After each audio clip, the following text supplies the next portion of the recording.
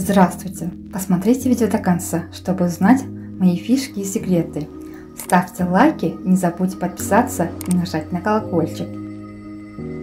Давайте сейчас приготовим вкусный завтрак, горячий бутерброд на сковороде, булочки бургера. Поехали! Берем немного зеленого лука и нарезаем. Нарезаем колбасу.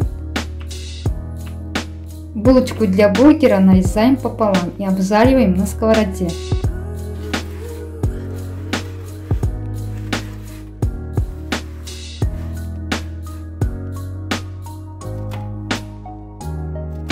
Берем одно яйцо и разбиваем его в миску.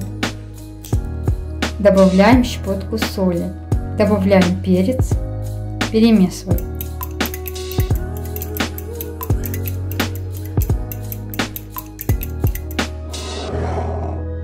Выливаем яйцо в сковороду и разровняем его ложкой.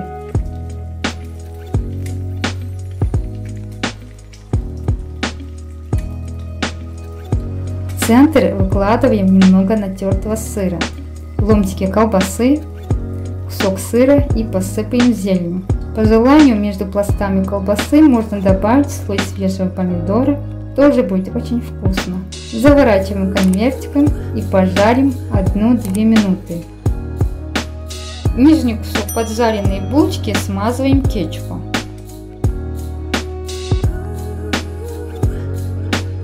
Выкладываем горячий конвертик.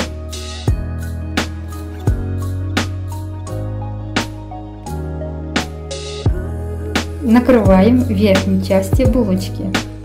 Быстрый бургер на сковороде готов. Вот такой вот простой и вкусный сэндвич у нас получился на завтрак.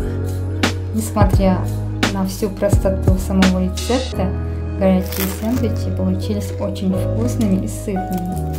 Это безумно вкусный бутерброд для завтрака, для удачного начала дня.